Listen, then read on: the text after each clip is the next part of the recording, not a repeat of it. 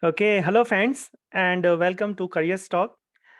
In Career Talk, we invite various agilists to share their valuable experience with all of us. And today I'm glad that we have Munendra with us, and he's going to share all of his secrets that how he got 200% salary hike and how he successfully able to do this transition from a test lead to a Scrum Master. So in this session, we talk about his journey from test lead to become a Scrum Master, then how he prepared, various certifications he has done, or whether those certifications are actually needed or not, and biggest pain points for first-time Scrum Masters. And then we're also going to talk about common questions which he got in various different interviews. And finally, which sessions from Career Talk which he thought is helpful for him to correct those interviews. So there are a lot of things in this session. So please stay tuned till the end of this session. And with this thought, welcome Munendra. Thanks for sharing your time. Thanks for sharing your all those inputs for us. Yeah, thanks a lot, Sonal, for such an introduction. And before I'll start my start giving my experience, how I made this transition, and all the details, I would like to thank personally. I had in my mind this like, okay, I need to thank this guy seriously. I mean, the work which you and your team, the Career Talks teams are doing, it's like splendid. I mean, you, if any person want to make any transition, if they want to know about Scrum, and it's not only about the theory, it's about the experience, the real-time experience. So Career Talks is the point. You just go there, you'll find each and every type of video. It will help you like anything. I mean, it's my personal experience. Thanks. So thanks a lot for giving so much information, and that too for free. Thanks, Munendra. Thanks a lot. Okay, Okay. yeah, it's just nothing. It's just because of people like you and all our team members who are, helping and creating those valuable Yeah. videos out there. So yeah, Seriously, I mean, it's I mean, you guys are like inspiration for other channels who are putting random information, but here this information is streamlined and sequential. You'll get a lot of things. So again, thanks. thanks. And okay, so I'll start. I'll give a quick introduction of mine. Yeah, Then we can go step by step and all the things which we are going to discuss here. So hi all. I'm Munendra. I am from the central part of India. So I have around 10 years of experience and in the IT industry. I started as a manual tester. So worked as a manual tester for a couple of years. Then I moved to some mainframe technologies. I got a chance to work as a full stack developer for a couple of years. Then I got in the profile of test lead. So that was the time when this transition happened. I mean, I was got involved in the Scrum and all these technologies, all this framework and process.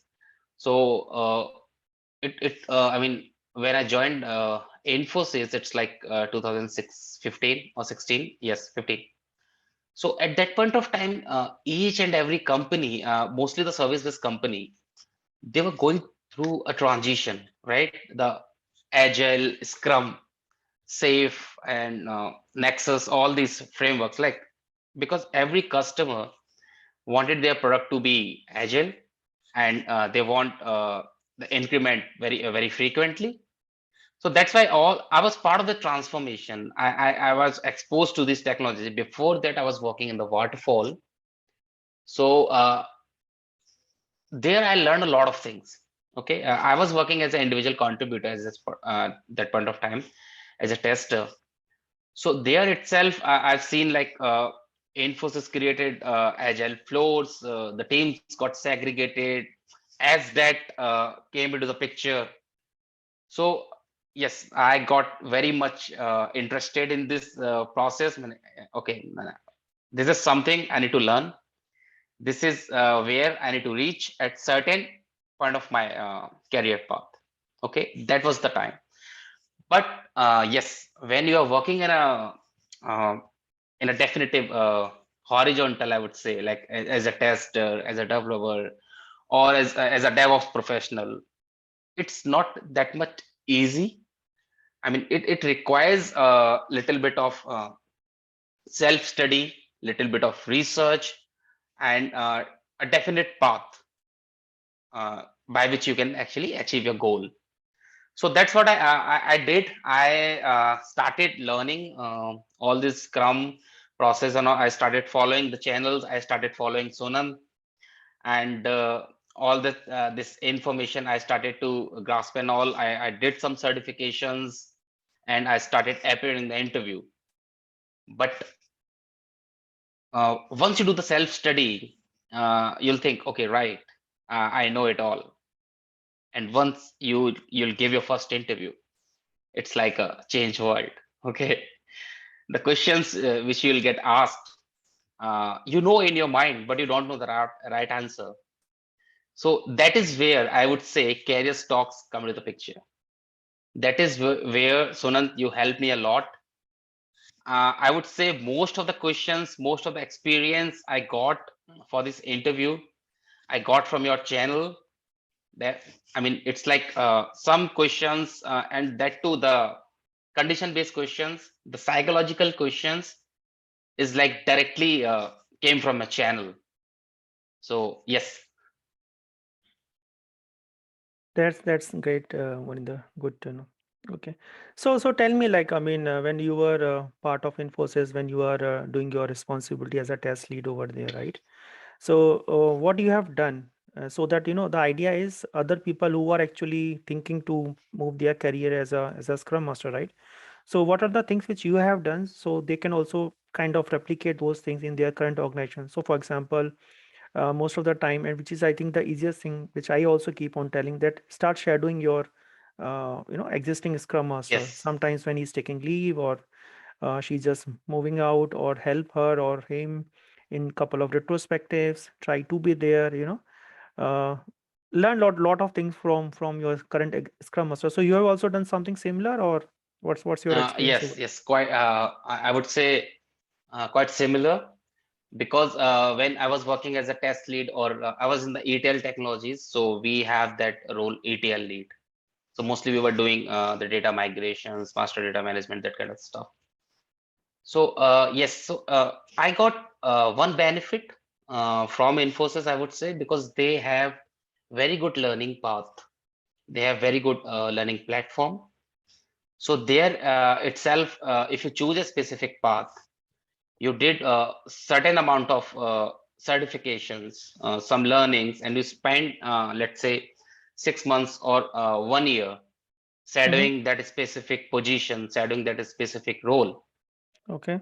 They'll start giving you that kind of work. Okay. Okay, so that is specifically for Infosys, or I would say the service-based leader like the TCS, Wipro, SCL. They all have, I mean, outstanding learning path, and it's like the similar for all of the companies. Okay. So that is the one benefit I got. Uh, I started learning. I started browsing different channels we have in LinkedIn, and I started following different channels we have in YouTube, and the Scrum ORG site, Scrum Alliance site, and then we have Prince, and then we have multiple things, right? So I Okay. started following all those things and started to learn what is this Scrum guide, and how it actually came, what this principle actually means. And there are multiple articles in that Scrum ORG. Started going through the Carry Talks videos. Okay. uh, they are real time Scrum review meeting. There is retrospective meetings, so all these things. And like you said, I started shadowing the Scrum Master which I have in my project. So Okay. slowly, I mean, I got the jinx of it. Okay, this is what is expected from the Scrum Master. It's not like this person is limited, just a facilitator. There are multiple caps he need to wear. So that is on you'll get this thing only when you'll start doing this work. It's not Mm-hmm. like theoretically you will learn all those things. Once you'll get to know, okay, apart from this meeting, there is a different world. There are release plans, there are roadmaps, there are stakeholders consultation. There are multiple things which a Scrum Master is involved with, and it varies project to project. So yes, Okay, okay. So you got your foundation out there. You at least created that foundation there, and then you start. Yeah, I mean, obviously, lot of things which you have already mentioned about career stock and lot of other. I think you yes. have done that. So you have created that foundation. So I have a small query for you. Mhm. You also picked any book so far on Agile Scrum, or at least when you Uh, have seen Scrum 2020 first time? Just tell me honestly, or 2020 or any. I mean, maybe the old one. Whenever you have seen that, and do you think that okay, this is just like a 14, 15 pages, and yeah. what do you think about that initially when you just saw that? Yeah, so before that, I think we have 2017, if I'm not wrong. Yeah. Okay, so it's like 14 pages, 16. I'm not certain about it. So when you think about this complete process, it has a lot of things. Okay, the complete IT world is running by these Scrum technologies, Kanban, XP, and okay. And when you see a guide like okay, 14 pages guide, 15-page guide, okay, what I'll get from here? I mean, it's like, okay, you have 5 ceremonies, you have this and that, this and that. So that is not enough, right? For the first time Scrum Master, I would say, when you don't have that kind of mindset, that is not enough. I have read multiple books. So a couple of books from Scrum ORG, we have Professional Mastering Professional Scrum Master. Then we have multiple that kind of book where we have different articles like okay, why Scrum is not working, why Scrum is working. And there is one book which is from Ken Swaber, I think. I forgot the name, about agile principles, Kanban for beginners, and we have mastering agile coaching, Safe 5.0. There are multiple books I've gone through. Okay. Okay, so that's good. So that's the first thing which I just keep on telling to everyone, that at least you should start with your Scrum 2020, understand it, read it, irrespective of whether you are from IT or non-IT. Um, because if you are able to understand at least 20 to 30% whatever is written, I think it's good start. And then the challenge, yeah, of course, you need to pick one good book. I keep on putting the links of different book which I feel is good for Yes, at least the I've first seen that. timer, first time as Scrum Master. Because see, the challenge is your foundation should be strong. If your foundation is not that strong, it's very difficult to uh, Yeah. building out of on it, right? So read that book. And then the third thing which I just want to highlight is, see, books are good, but then books never going to tell you that okay, how to do that. That how Yes. part is, that's the reason we created that 7 hour long real time videos on all the Scrum events which is there out there. So we have done, our team has done a lot of hard work, guys. I'm not sure whether you have seen those things or not, but then at least you will get a gist out of it if you are like first time a Scrum Master. Sometimes whatever we see in our current organization is also not the right way of doing the things. It's also the Yes. possibilities, right? So get a different perspective. The only way of getting different perspective is either you go to different organization, or I don't see any way that how you will get the different perspective. Either you jump to other, within your organization you can go and check other Scrum Masters events out, those people are organizing, then you will get a different perspective. So do that if at all possible, or at least please browse those courses which we have created, so you will get an idea. Okay, so this is about your initial start, Murinder. So you also talk about certifications. So what certification you have done, and what do you think about those certification? The actual thing which you have read in the foundation on these books, and whatever the certification, how those certifications help you, maybe in Mhm. your interview calls or during your learning things. What do you think about certifications and all, Yes. Murinder? One thing I would say, the thing which I had in my mind when I was actually trying to give this interview, I was applying like anything, okay, because I was in Infosys from a very long time. Okay, and this transition was very big for me because the technologies were different and the expectation were different, and I was not aware about this complete market framework. Okay, these kind of question will be asked. It's not the theoretical thing, it's the psychological thing. So there are multiple things. Okay, certifications, I got very shocked seriously when, let's say, I got around 50 calls. Out of those 50 calls, at least 45 calls asked me about the certifications. Okay, it's not like they are looking for that expertise or it's kind of mandatory thing, but at least in the job description you'll get that line. If you are certified, it's a benefit. Okay. So which certification you have done? So I've done PSM1, that's from Scrum org, and PSM2 at that point of time, and I'm actually planning for PSM3, which is kind of the, I would say, the toughest certification from Scrum org. So there are less than 10K people around the globe who has cleared that. So I'm not Okay. confident enough for that as of now, but yeah, I'll keep trying for that one. So any reason like you have choose PSM and not CSM? Because again, it's a most commonly asked Yes, question, like why, yeah, which yeah, one to go for, CSM or definitely. PSM? So see, when I was trying this thing, the only thing why I went to PSM is the thing like it's not going to expire. PSM, if you attempt for PSM, you got the certification. It's there for every time. Okay, I mean it's there for whenever, it's not going to expire. There is no renewal cost. There is no additional trainings needed and all. But the CSM is like you need to renew it and you need to do the training along that certification. So that was the only differentiator I would say. I choose, and I would think it logically or theoretically it would be same. Like it's the same Scrum guide they follow, the same kind of question you'll get, but definitely from the monetary perspective and from the renewal perspective, I make a decision. Let's go with the PSM. Okay. Okay. So one thing you have mentioned about the cost thing, and I just want to add based on my experience. So yeah, cost is a factor. So I would say when you are doing PSM one and CSM, there is no difference in terms of learning wise. But when you move ahead in your career path, right, then you can think about doing PSM two and of course PSM three, right? So gradually, as you move toward, as you gain your more experience, right, at least you have something to go ahead, right? I think learning wise also it's good if you follow this PSM one, two, three, path. I think that's all also a good thing because the kind of questions you might have seen in PSM two is totally different compared to PSM one, right? Yes, So you can see the difference, and of course, let's not even talk about PSM three.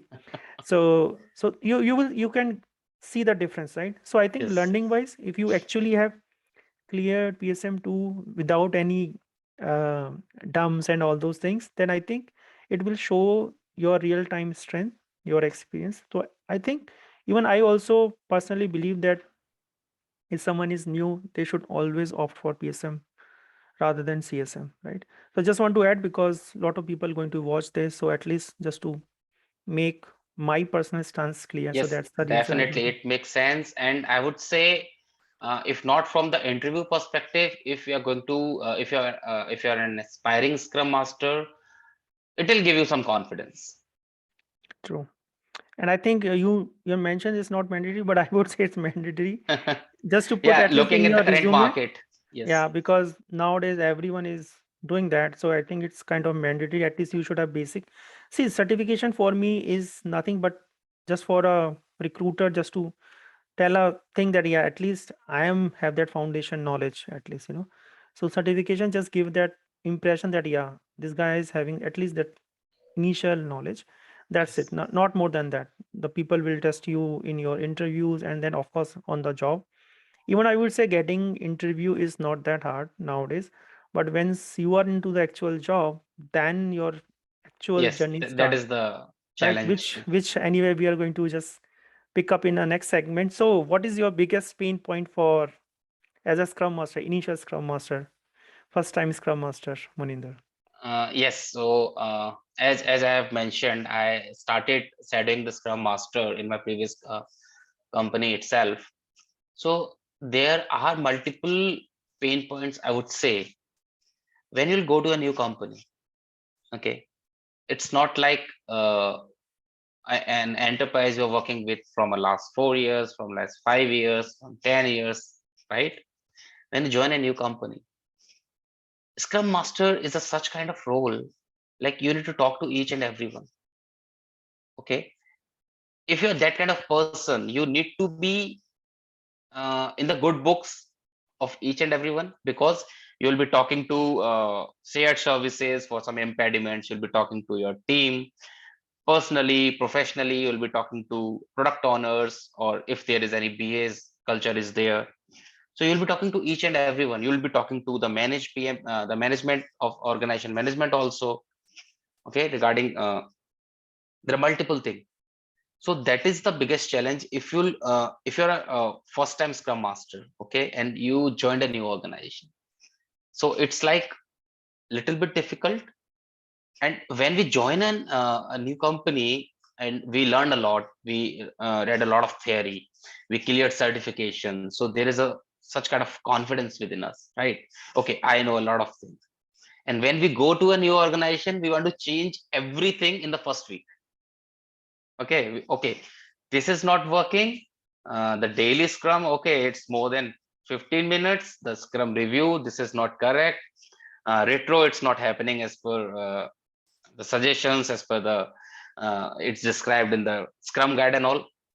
So that is the biggest pain point for a new time scrum master. We want to change each and everything within a sprint or two.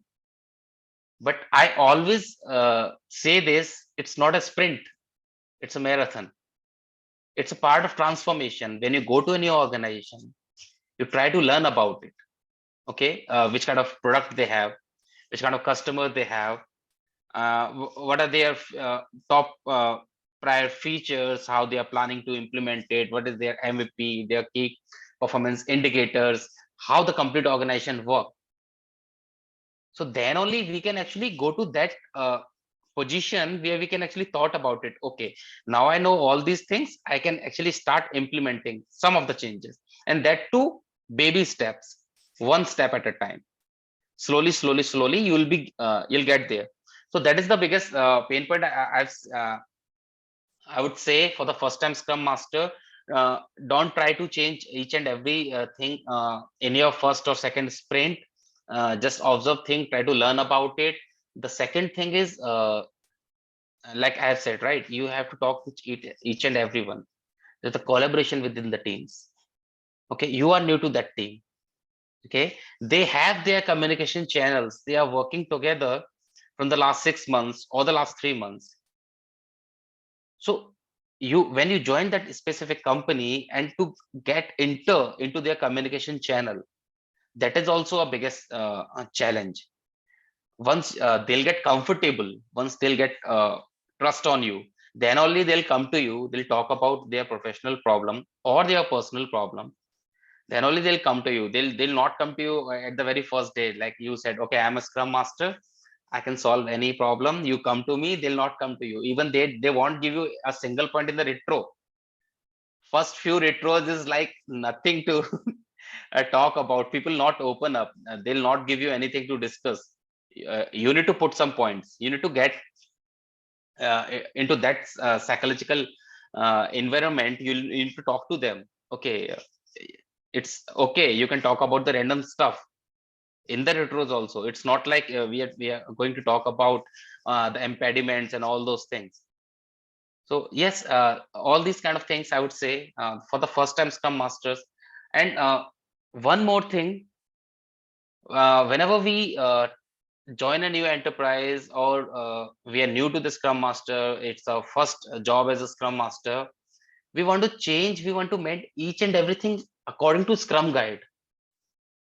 That is also one thing we like. Scrum, as per me, the all the knowledge which I have gained as of now, for the Scrum, the agile, it's not like nothing is rigid there. Okay, the concept which we have, I mean, there is a specific term for that. I've read somewhere in a book. It's like shuhari. That's came from the Japanese martial art. Okay, first you follow the rules holistically, then you break the rule, then you become the rule. So that is what it the process changes from company to company, project to project, product to product. So it's not like a rigid thing. People change process little bit. If it's beneficial for them, it's okay. You can fix that problem at a later point of time. First, let's give the increment, let's give more value for to the increment. Let's talk to the product owner more, create a good MVP, mmp, then we can fix this small problem at a later point of time. Great. Thanks, Maninder, for that. Okay, so now let's come to the next segment. So if you're able to recall some of the common questions which you think is repeatedly asked in because you have given so many interviews. So Mhm. according to you, what are the at least the common questions which you thought is useful for other Mhm. people to know at least? Okay, I would say the most common question which I got asked from each and every interviewer is the conflict management. Okay, Okay. that is the one question they'll definitely ask you, because if 10 people are working in a team, there would be conflicts. And how, as a scrum master, how you are going to handle those conflicts. Okay, that is your job. So they'll definitely ask you this question, and they'll not ask straightforward. That is one interviewer asked me, there are two developers, one is senior, one is junior, both are technically sound, they have ego problems, they are not working together, what you'll do? So these kind of psychological questions they'll ask you. If you'll say, okay, I'll talk to the management, I'll segregate them from teams, it will impact increment, it will impact the velocity, it will impact the team. So these kind of questions, definitely some questions they'll ask straightforward. I got asked like, okay, how you are actually keep prioritize your product backlog, what are your responsibility for the product owner, what are your responsibility for the organization, for the team, agile principles, scrum values. So they'll ask this straightforward questions also. Okay, but mostly scrum master role is kind of the that psychological that logical questions they'll ask. So like the conflict management I've said, and there would be many if I can recall. How you will do. Okay, the product owner changes the scope of your sprint, what you'll do. And it's like they are changing the priority of items, what you'll do, how you will actually came to the agreement to your product owner, how you'll do the trade-offs of different low priority and high priority products, PBIs or tickets in your sprint backlog. Is it possible to, completely uh, close the sprint and create a new sprint goal? That also they can ask. Even though product owner can do that, but is that really needed? As a scrum master, you need to think about that also. And definitely how yeah, one more question, and that is pretty common: is scrum master a full-time job? Okay, this question they'll ask like anything. Okay, how many teams you can handle? There is no correct answer. You can handle one team, you can handle two teams, you can handle three teams. It depends on the performance status of the team you're working with. Like the Tuckman gave that model. We have forming, storming, norming, performing. So if your two teams are in performing state, if they are self-organized, self-managed, okay, you can think about the third team. Definitely, because they are organized, they are managed, they are taking their calls together. Little bit help needed from you. But if your first team is itself in the forming and norming state, you cannot give your time to second and third team, right? Because there are a lot of work needed. You might need to do one-to-one also to fix all this conflict, the collaboration problems, the channels problems. Yeah, and if I can recall, I mean, it's more than two, Okay, 3 months. I gave that's okay. my last interview. I'm not able to recall. By the time you recall, I just want to add one or two things over here. So, see, on conflict management, it's an important, yeah, uh, segment which everyone going to touch. So, when we say conflict management, try to come up with your answers on conflict management within the team, conflict management with the stakeholders, conflict management between you and your team members, conflict management between you and your delivery manager or your project manager. In this way, you have covered everything with respect to conflict management. Okay. And all these scenarios we have covered a lot in the past, right? So at least we have prepared everything for you guys. At least just take your time and browse those videos. Please do not ask me, okay, which one video. I even I don't remember all those things honestly, right? But there are, but I remember that we have covered all these scenarios. And then you mentioned about, right, the Scrum Master is a full-time job or not. yes, Recently only we have just posted, I think yesterday or day before yesterday only I posted the same video. So in our WhatsApp group, we keep on asking those questions and people will keep on sharing their thoughts. So mostly I just combine and share with you guys. So if the same question is being asked by different Scrum Masters, how they are going to answer, right?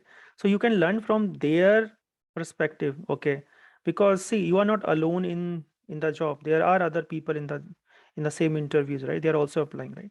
So how you can, your answer can be different than other Scrum Masters answers, right? So that's the reason, whenever I normally post on Wednesdays those questions which we ask in our groups, please do watch them. You will get a different perspective, same question, but then different answer by different Scrum Masters, right?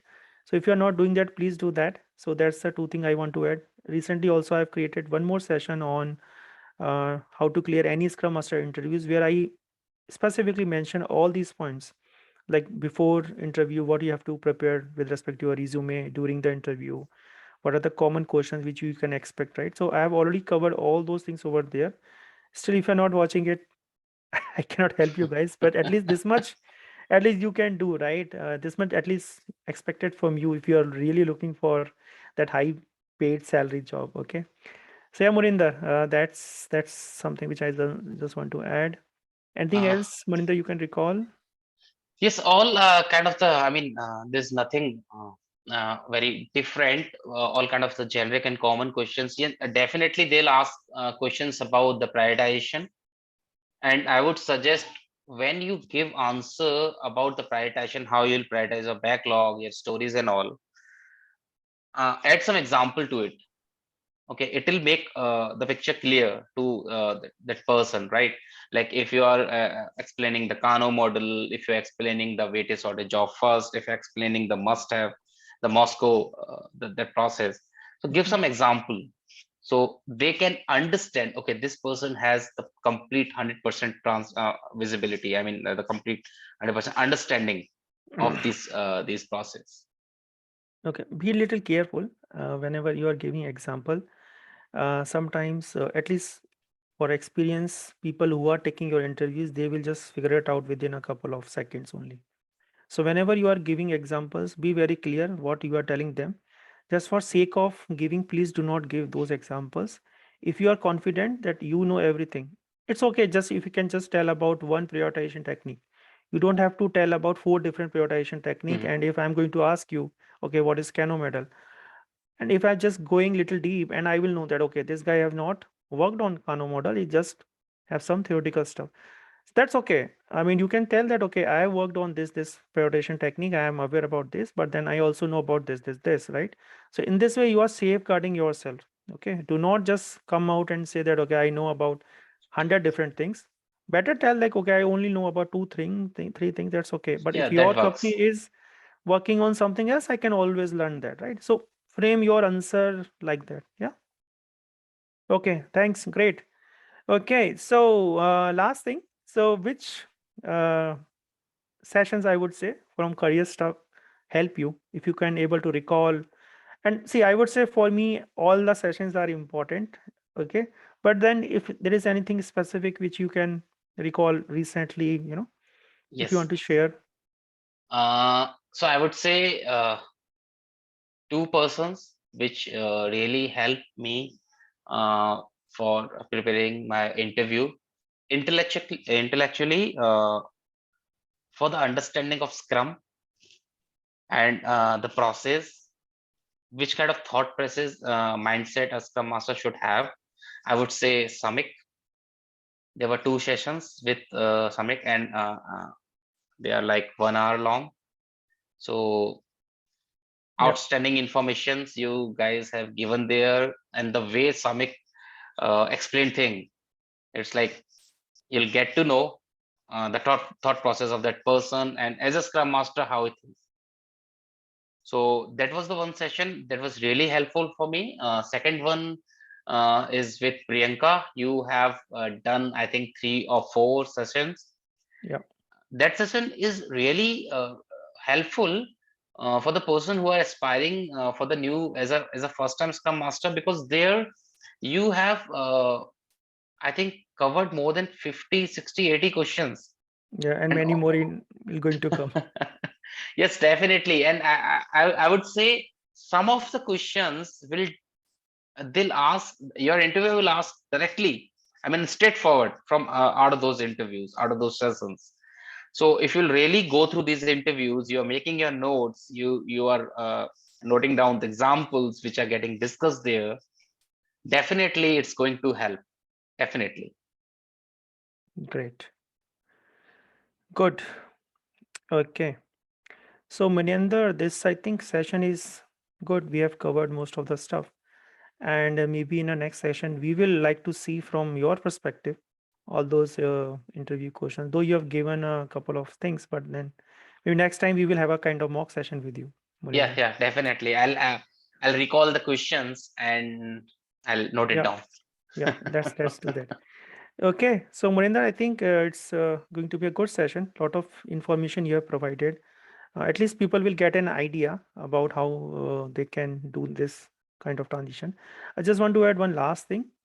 So if you guys are struggling in something, see, you have read the book, you have done the certification, but then the actual job is different. So people out there, if you are struggling with, some things with anything, right? Based on my availability, I can do one-to-one session with you guys, but then you can drop me a message, you can put email for me also, right? So whenever I got a time, I would definitely going to help you do that. Find some mentor around you with your current organization, how those people are performing. Step in. I mean, you cannot able to swim by just reading some book, by just reading some videos, right? You have to get inside, right? So the best thing is, got that kind of responsibility, do those 1 or 2 sprint planning, retrospective, daily scrum calls with your scrum master, right? That's the easiest thing, I would say. You will get a gist out of it, right? So yeah, with this thought, I think, yeah, we are done, Maninda, for today. Thank you for your time. Thanks a lot for inviting me, and yep, for helping me clearing those interviews. That's great. Okay. Bye, Thank you. guys. Thank Yeah, you. bye.